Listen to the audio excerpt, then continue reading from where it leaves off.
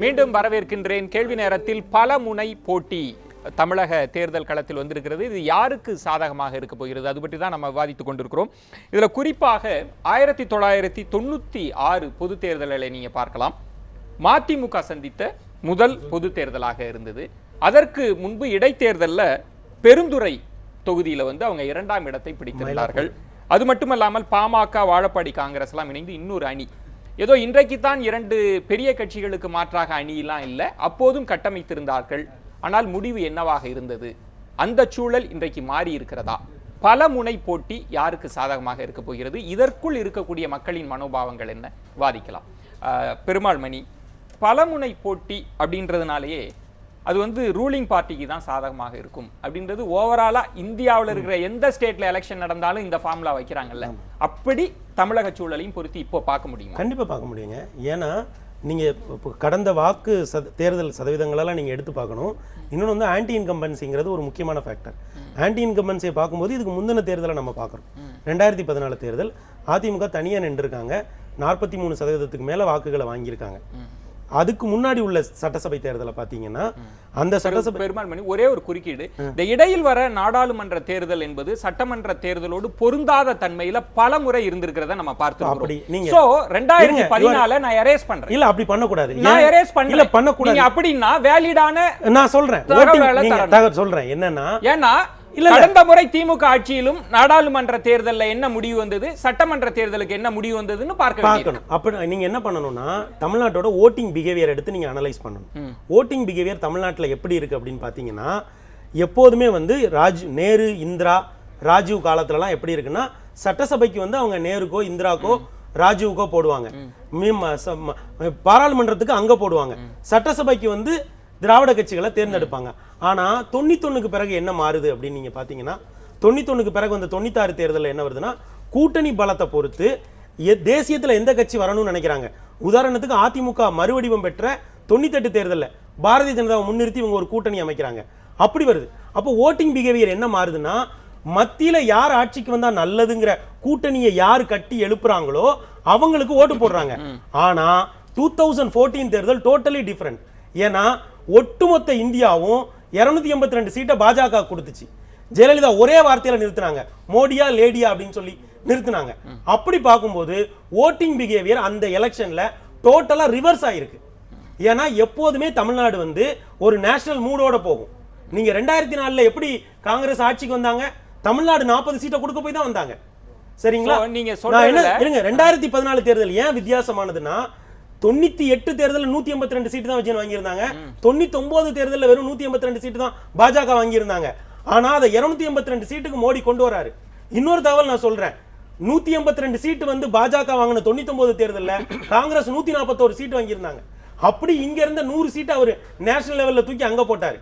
ஆனால் அந்த 2014 தேர்தலில் தமிழ்நாடு தன்னுடைய ஓட்டிங் பிஹேவியரை மாற்றி அனைத்து இந்திய அண்ணா திராவிட முன்னேற்ற கழகம் பத்திரிகைகள்ல இந்த ஆன்டி இன்கம்பன்சி அரசுக்கு எதிரான மனோநிலையே எப்படி கட்டமைக்கிறார்கள் என்றால், இந்த 2014க்கு பிறகு 2014 2015க்கான முதல் 2 மாதங்கள் கூட அப்படி இல்ல, வெள்ளத்திற்கு பிறகு படிப்படியாக எதிர்ப்பு அலைகள் குவிய தொடங்கி இருக்கு. அப்ப நீங்க என்ன பார்க்கணும்? Right, you are right. அப்ப நீங்க என்ன பார்க்கணும்னா, கவர்னன்ஸ் இஷ்யூவா இருக்கான்னு பார்த்தா, நீங்க 2016 தேர்தல் நேர 2011 தேர்தல்ல ஓட்டிங் பெர்சன்டேஜ் எடுத்து பாருங்க.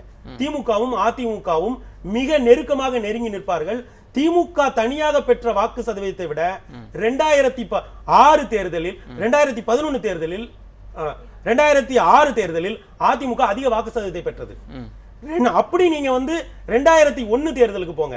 2001 தேர்தல்ல திமுகவுக்கும் அதிமுகவுக்குமான வாக்கு சதவீதம் என்பது வெறும் 1.33% தான். அப்படி பார்க்கிற பொழுது இந்த தேர்தலில் நீங்க ஆன்டி இன்கம்பன்சி இப்படி பலமுனை போட்டி உருவாகிற பொழுது ஆன்டி இன்கம்பன்சி உடையிறது மட்டும் இல்ல, நீங்க இன்னொரு வார்த்தையும் இருக்கு, டபுள் இன்கம்பன்சிம்பாங்க. அது எப்படின்னா, ஆளுங்கட்சிக்கு எதிராக வலிமையான கூட்டணி உருவாகிற போது அது டபுள் இன்கம்பன்சிங்கிறாங்க. இங்க ஆன்டி இன்கம்பன்சி உடையிறது மட்டும் இல்ல, டபுள் இன்கம்பன்சி உருவாகாமலும் தடுக்கப்படுவதனால் இது பலமுனை போட்டி என்பது அதிமுகவுக்கு தான் சாதகம். ரொம்ப எளிமையாக கிராமத்திலே இருக்கக்கூடிய ஒரு விவசாயி புரிந்து கொண்டிருக்கக்கூடிய விஷயம் என்பது, அதிமுகவுக்கு இருக்கக்கூடிய உறுப்பினர் எண்ணிக்கையை ரீடைன் பண்ணாலே போதும், இந்த பலமுனை போட்டியில அதிமுக வெற்றி பெற்றுரும்ன்றாங்க. ஆனா நீங்க ஒரு புதிதாக ஒரு மாற்றம் நடக்கும்னு எப்படி சொல்ல முடியும்? நிச்சயமாக நடக்கும். ஏன் நடக்கும்னு ஏன் சொல்கிறோம்னா, நீங்கள் இப்போ சார் சொன்னது வந்து இந்த ஆன்டி இன்கம்பன்சின்னா அரசுக்கு மாற்றான கருத்து அப்படின்னு சொல்லி அது வந்தால் அது குறையும், மற்றவங்க வெற்றி பெறுவாங்க அப்படின்னு சொல்கிறாங்க. இந்த ஆன்டி இன்கம்பன்சி அப்படிங்கிறத வந்து நேரடியாக மக்கள் சொல்லி விடுவார்கள் அப்படின்னு சொல்ல முடியாது. அது ரொம்ப மிக முக்கியமானது. ஏன்னு கேட்டால் நீங்கள் வந்து 2009 தேர்தல் 2009 தேர்தலில் வர்றபோது இவங்க அதாவது ஜெயலலிதா நீங்கள் வந்து என்ன யாராவது சொன்னாங்களா நீங்கள் நான் உங்களுக்கு வந்து 2 ஒரு சீட்டு கூட கிடைக்காது மக்களவை தொகுதியில்? சொல்லவே இல்லை. ஏன் வந்து வரலன்னு சொன்னால் ஜனங்க வந்து மௌனமாக இருந்தாங்க. ஏன்னா அன்னைக்கு இருந்த இது ஆன்டி இன்கம்பன்சின்னு சொல்ல முடியாது. ஏன்னா அவங்க வந்து ஏழை எளிய மக்களுக்கு எதிராக ஒன்றும் செய்யலை, வேறு எதுவும் செய்யலை. அரசு ஊழியர்கள் வேலையை பறித்தாங்க, பலவிதமான சட்டங்களை கொண்டு வந்தாங்க. இதெல்லாம் கொண்டு வருகிற போது இதெல்லாம் மக்களுடைய நேரடி வாழ்க்கையில் பாதிப்பு ஏற்படுத்துறது இல்லை. ஆனாலும் கூட ரொம்ப அமைதியாக இருந்து தூக்கி போட்டாங்க. இந்த அமைதி, மக்களுடைய இருக்கிற அமைதி இருக்கு இல்லையா, அது ரொம்ப மிக முக்கியமாக நான் பார்க்குறேன். இன்னொரு விஷயம் என்னன்னு சொன்னால் நீங்கள் பார்க்க வேண்டியது, இப்போ இந்த 6 முனை போட்டி அப்படின்ன உடனே இது அவங்களுக்கு போயிடும் அப்படின்னு நம்ம நினைக்க முடியாது. ஏன்னா இந்த 6 முனை போட்டி என்று சொன்னாலும் கூட அதிமுக ஒரு ஆளுங்கட்சி. இந்த அதிமுகவினுடைய செயல்பாடுகள் நீங்கள் வெறுமனே ஒரு செயல்பாடுங்கிறத நீங்கள் பார்க்க முடியாது. நீங்கள் இன்றைக்கி பார்த்தீங்கன்னா அதிமுகவில் இருக்கிற அமைச்சர்கள் மீது எவ்வளவு புகார்கள் வருகிறது, அதிமுகவுடைய 2ஆம் நிலை நிர்வாகிகள் மீது எவ்வளவு புகார்கள் வருகிறது, அதிமுகவினுடைய மற்ற சின்ன சின்ன தலைவர்கள் மீது எவ்வளவு புகார்கள் வருகிறது.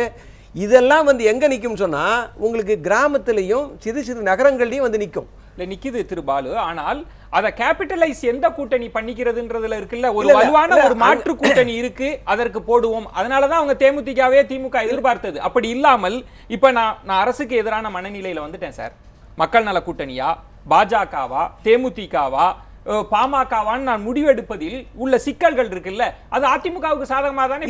இல்ல ஒரு சிக்கலும் இல்லை. எது இப்ப நான் என்ன கேட்கறேன்னா, இவங்க யாருமே வேண்டாம், எல்லாரும் அதிமுகவுக்கு தான் வேணும் அப்படின்னு ஏன் சொல்லுவாங்க நீங்க நினைக்கிறீங்க? ஏன் நான் இப்ப திருப்பி சொல்றேன். இப்போ எப்படின்னு கேட்டா, இப்ப நம்ம தான் சொல்றோம் இது ஆளுங்கட்சி. இந்த ஆளுங்கட்சிக்கு இவ்வளவு பிரச்சனைகள் இருக்கு, தினமும் பார்க்குறோம், தினமும் பிரச்சனைகள் இருக்கு. இது எல்லாமே இந்த பிரச்சனைகளை பார்க்கிற ஜனங்கள் இந்த தேர்வு செய்வதற்கான கால அவகாசம் இன்னும் இருக்கு. ஏன்னு கேட்டால் இது முதல்ல வந்து நீங்கள் உதாரணத்துக்கு ஒன்று சொல்கிறேன். இப்போ மக்கள் நல கூட்டணி அப்படின்ற ஒரு அமைப்பு உருவான போது முதல்ல ஊடகங்களே என்ன சொல்லிச்சுன்னா 4 அணின்னு சொல்லிச்சு. 4 அணி என்று தான் அந்த பெயரே வைத்தார்கள். அந்த தலைவர்கள் கூட சொன்னார்கள், ஏன் எங்களை 4 அணி என்று சொல்லுவீர்கள், எங்கள் 4 பேருக்கு கட்சி இருக்கிறது. ஊடகங்கள் சொல்லல, எதிர்க்கட்சிகள் குறிப்பா விமர்சிப்பதற்காக அந்த வார்த்தையை பயன்படுத்தினாங்க. ஊடகங்கள்ல மக்கள் நல கூட்டணி தான் சொன்னாங்க. நான் வேணா ஒரு பத்திரிகை பேரையே சொல்றேன். அது ஒரு கட்சி சார்ந்து இருக்கு. கட்சி இல்ல நடுநிலை நாளேடு என்று சொல்லிக் கொள்ளுகிற பத்திரிகையே இல்ல. நீங்களே சொல்றீங்க சொல்லிக் கொள்கிற பத்திரிகைன்னு, நம்ம அதை தாண்டி இருக்கட்டும். ரைட், ஓகே, அவங்களே அப்படிதான் போட்டாங்க. ஆனால் இப்பொழுது அது மக்கள் நல கூட்டணி என்று சொல்ல வேண்டிய ஒரு நிர்பந்தம் ஏற்பட்டிருக்கு. ஏனென்று சொன்னால் அது வந்து ஊர் ஊரா போய் பிரச்சாரம் செய்து அந்த தலைவர்கள் போய் மக்களை பார்த்து அவர்கள், அதோடு மட்டுமல்ல, தமிழ்நாட்டு அரசியலில் மிக முதலாக இதுவரைக்கும் நடந்ததெல்லாம் கூட்டணி இல்ல, இதுவரை எல்லாமே தொகுதி உடன்பாடு தான். இல்ல சார், முதல் முறையாக நான் என் கேள்வி திரு பாலு, நான் இது கொள்கை ரீதியெல்லாம் விவாதிக்கிறதை கடந்து நான் பேசுவது, மக்கள் எப்படி அந்த எதிர்ப்புகள் எல்லாம் சேர்ந்து இப்போ ஒரு 10 விழுக்காடு ஓட் பேங்க் வச்சிருக்கிற ஒரு கூட்டணி, 15 விழுக்காடு வைத்திருக்கிற கூட்டணி, ஒரு 25-30 விழுக்காடு வைத்திருக்கிற கூட்டணியை வெல்வதற்கான வாய்ப்புகள்லாம் இந்த குறுகிய காலத்துல வந்துமா என்ன? குறுகிய காலம் இல்லது, இது ஒரு நீண்ட காலம் தான். இன்னொன்னு என்னன்னா, தேர்தலில் வந்து நீங்க வந்து குறுகிய காலம் அதிக காலம்லாம் ஒன்றும் கிடையாது. உதாரணத்துக்கு உங்களுக்கு சொல்றேன், இவர் வந்து மூப்பனார் வந்து என்னைக்கு வந்து கட்சி ஆரம்பிச்சாரு, என்னைக்கு ஜெயிச்சாரு? இல்ல அது அதற்கான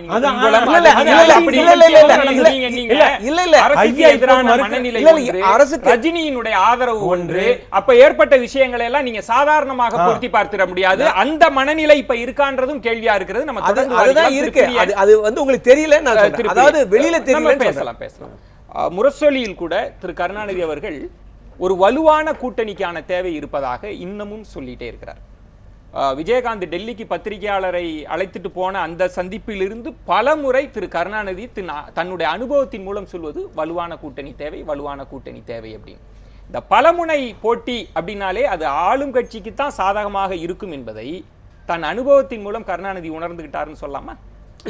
சார், அதிமுகவுக்கு எதிரான ஒரு மனோநிலை வந்து மக்கள்கிட்ட வந்து ரொம்ப பரவலாக இருக்குது அப்படின்னு நான் முழுசாக ஏற்றுக்க மாட்டேன். ஏன்னா இன்னும் அந்தளவுக்கு, அதாவது அதுக்கான காரணங்கள் இருக்குது. இந்த அதிமுக அரசு வந்து ஏன் போகணுன்றதுக்கான காரணங்கள் இருக்குது. ஆனால் மக்கள்கிட்ட வந்து அந்த அளவுக்கு வந்து அந்த ஆன்டி எஸ்டாப்ளிஷ்மெண்ட் மூடு அல்லது ஆன்டி இன்குபன்சி அந்த மூடு வந்து செட் ஆகிடுதான்றதுல எனக்கு ஒரு டவுட் இருக்குது. அதனால தான் கருணாநிதி வந்து திருப்பி அந்த கூட்டணியை வலியுறுத்துறாரு. ஏன்னா அந்த கூட்டணி இப்போ தேமுதிக அந்த கூட்டணிக்கு வந்தால் தேமுதிகவோட ஓட்டு எப்போ பயனுள்ளதாக இருக்கும்னா அது திமுகவோட சேர்ந்து ஃபைட் பண்ணும்போது பயனுள்ளதாக இருக்கும். அது திமுகவுக்கும் பயனுள்ளதாக இருக்கும், அதிமுகவுக்கும் பயனுள்ளதாக இருக்கும். ஸோ இந்த மாதிரி பலமுறை போட்டி வரும்பொழுது என்ன ஆகும்னா, நிச்சயமாக பார்த்தீங்கன்னா பலமுறை போட்டியில் வந்து பார்லிமெண்ட் எலெக்ஷன்லேயே பார்த்தீங்கன்னா வந்து பாஜக, தேமுதிக, பாமக அண்ட் மதிமுக பலமான கூட்டணி அது. அந்த எலெக்ஷன்லேயே பார்த்தீங்கன்னா கூட ஒரு 11 தொகுதியில் வந்து திமுக வந்து தோல்வியை தழுவியதுக்கு காரணம் இவங்களுடைய அந்த ஷேர் தான். இவங்களோட ஷேராக போட்டு தான் போய் 11 தொகுதியில் திமுக தோற்றுடுது. ஒரு தொகுதி கூட அவங்க வின் பண்ணல. ஆனால் அதுலேயே ஒரு இன்ட்ரெஸ்டிங் ஃபேக்டர் என்ன பார்த்தீங்கன்னா 14 தொகுதியில் தேமுதிக போட்டி போட்டாங்க. அதில் 11 தொகுதியில் பார்த்தீங்கன்னா திமுகவோட பின்னாடி தேமுதிக 3ல் 1 பங்கு ஓட்டு வாங்கியிருக்காங்க, 50% ஓட்டு வாங்கியிருக்காங்க. ரொம்ப டிஃபரன்ஸ் இருக்குது திமுகவுக்கும் தேமுதிகவுக்கும். பார்த்தீங்கன்னா உதாரணமாக கரூர் தொகுதியில் பார்த்தீங்கன்னா அவங்க 3.5 லட்சம் ஓட்டு, இவங்க வந்து 93,000 ஓட்டு வாங்கியிருப்பாங்க தேமுதிக. அந்த அளவுக்கு திமுகவுக்கும் தேமுதிகவுக்குமே டிஃபரன்ஸ் இருக்குது. ஸோ அது ஒரு பக்கம் இருந்தாலுமே இந்த பலமுறை போட்டி வரும்போது அசம்பிளி கான்ஸ்டியூன்சின்றது ரொம்ப சின்ன இதுதான், பார்லிமெண்ட் மாதிரி நம்ம எதிர்பார்க்க முடியாது. அங்கே வந்து 200 ஓட்டில் தோக்குறவங்க 50 ஓட்டில் தோக்குறவங்களாம் ஜாஸ்தியாக இருப்பாங்க. அந்த மாதிரி சுச்சுவேஷன் வரும்பொழுது இந்த மாதிரி பலமுறை போட்டின்றது நிச்சயமாக வந்து உங்களுக்கு எதிர்க்கட்சிகளோட ஓட்டு பிரியும் போது, அந்த ஆளுங்கட்சிக்கு எதிரான ஓட்டுகள் பிரியும் பொழுது ஆளுங்கட்சி நீங்கள் அவ்வளோ சுலபமாக வந்து வீக்காக இருக்குன்னா நீங்கள் இப்போ தள்ள வேண்டிய நிலையில் இல்லை.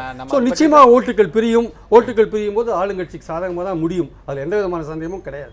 நம்ம அதில் தான் குறிப்பாக நாம் இடைவேளைக்கு பிறகு கேட்க வேண்டியது என்பது, சென்ற முறை பாராளுமன்ற தேர்தலில் ஒரு வலுவான 3வது கூட்டணி அமைந்தது. திமுகவால் ஒரு பாராளுமன்ற தொகுதியை கூட பெற முடியவில்லை என்றால் அந்த 3வது அணிக்கும் திமுகவினுடைய தோல்விக்கும் சம்பந்தம் இருக்கிறதா? அது பற்றியும் நம்ம பேச வேண்டியிருக்கிறது. அதற்கு முன்பாக விஜயகாந்த் பல நேரங்களில் 10% வாக்கு, 8% வாக்குகள் என்பது கிட்டத்தட்ட 60 தொகுதிகளில் ஒருவரின் வெற்றியை தீர்மானித்தது அப்படின்னு சொல்லிட முடியாது. ஆனால் ஒருவரினுடைய தோல்வியை தீர்மானித்திருக்கிறது. அந்த இடத்தில் தான் நான் பலமுனை போட்டியையும் 3வது அணி 4வது அணியையும் வைத்து பார்க்க வேண்டியிருக்கிறது. பேசலாம். ஒரு சிறிய விளம்பர இடைவேளைக்கு பிறகு பொறுத்து.